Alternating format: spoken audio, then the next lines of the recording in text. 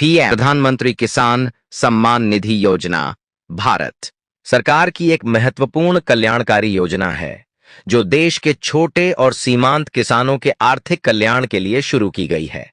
इस योजना की शुरुआत 24 फरवरी 2019 को प्रधानमंत्री नरेंद्र मोदी द्वारा की गई थी, जिसका मुख्य उद्देश्य किसानों को प्रत्यक्ष आर्थिक सहायता प्रदान करना है। योजना के अंतर्गत पात्र किसानों को प्रतिवर्ष 6,000 रुपए की वित्तीय सहायता दी जाती है, जो 3 बराबर किस्तों में 2,000 रुपए के रूप में सीधे उनके बैंक खातों में स्थानांतरित की जाती है। यह राशि डायरेक्ट बेनिफिट ट्रांसफर के माध्यम से मिलती है, जिससे भ्रष्टाचार की संभावना कम हो जाती है। इस योजना ने देश के करोड़ों किसानों को आर्थिक सुरक्षा प्रदान करने में महत्वपूर्ण भूमिका निभाई है। 21वीं किस्त की घोषणा और समय सीमा केंद्र सरकार ने पीएम किसान योजना की 21वीं किस्त के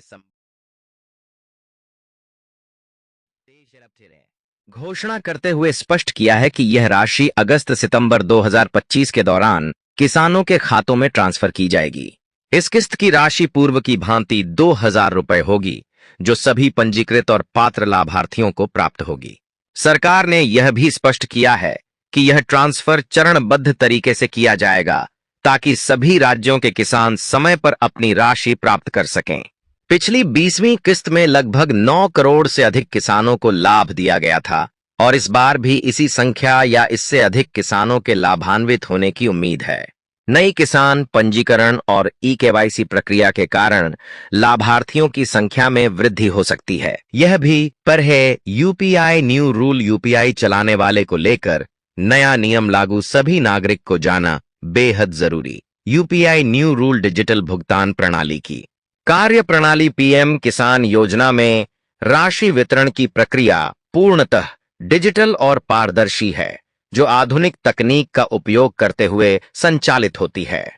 इस व्यवस्था में किसानों के आधार कार्ड, बैंक खाता और मोबाइल नंबर को आपस में लिंक किया जाता है, जिससे पहचान की सत्यता सुनिश्चित होती है।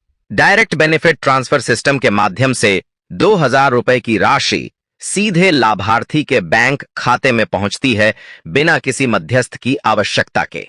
कृषि और किसान कल्याण मंत्रालय इस योजना का समग्र प्रबंधन करता है, जबकि राज्य सरकारें लाभार्थियों की सत्यापन प्रक्रिया में सहयोग करती हैं। यह डिजिटल व्यवस्था न केवल पारदर्शिता सुनिश्चित करती है, बल्कि समय की भी बचत करती है और भ्रष्टाचार की संभावनाओं को